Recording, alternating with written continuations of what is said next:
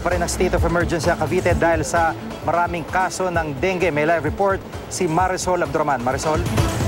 Jigit, alam mo, lalo pa raw tumataas o dumami ang kaso ng dengue sa Cavite ayon sa Department of Health. Umabot na raw ito sa alarm threshold ayon sa tagapagsalita ng DOH na si Dr. Lyndon Listoy, kaya nasa state of emergency na raw ito. Naka-heightened alert na rin daw ang awareness sa Bulacan dahil sa kaso ng dengue roon. Bagamat hindi naman daw overwhelming ang pagtaas sa Bulacan ayon sa DOH, pero papunta na raw ito sa alarm threshold kaya inalerto na rin daw nila ang mga komunidad.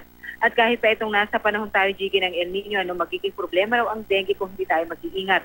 Dahil nga sa kukulangan ng tubig, ang tendency raw, nag-iimbak ng tubig ang ating mga kababayan o ang karamihan sa atin na nagiging good breeding site daw ng mga lamok. Kaya dapat daw itong pagtuunan natin.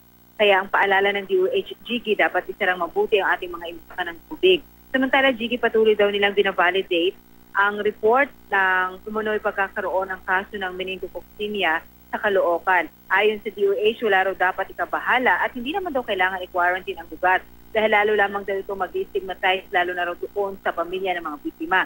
At kung sakali naman daw na may gagawin mga ganitong hakbang, ang DOH daw ang magpapatupad nito at bibigyan daw ng kukulang advisory ang publiko. Gigi.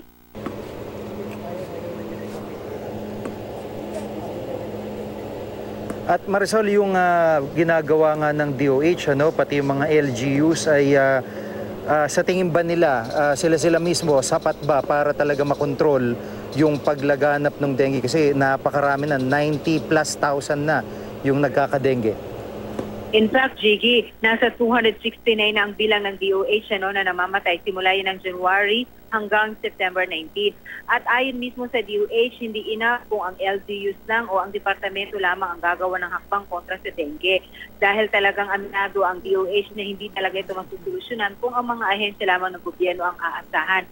Kundi tayo na rin mismo, publiko, taong bayan na rin in general, ang talagang malaki ang magiging role ika nga para sa pagsusupong itong dengue dahil tayo ang nagiging biktima at nasa atin na rin ang mga way para talaga makaiwas dito. At isang na nga doon sa Jiggy, ang sinasabi ng DOH, ngayon na nakakaranas tayo ng El Nino, pag nag-ipon tayo ng tubig, maging maingat tayo dapat na hindi pamugaran ng mga lamok itong ating mga pinag-iimbakan at isa nang way riyan ay pag-cover nito ng tama. Tulad halimbawa, yung pag-iwas sa paggamit ng mga plastic, ng tendency raw ay lulubog ito, mababasa at magiging magandang breeding site ika nga ng mga lamok. Gigi.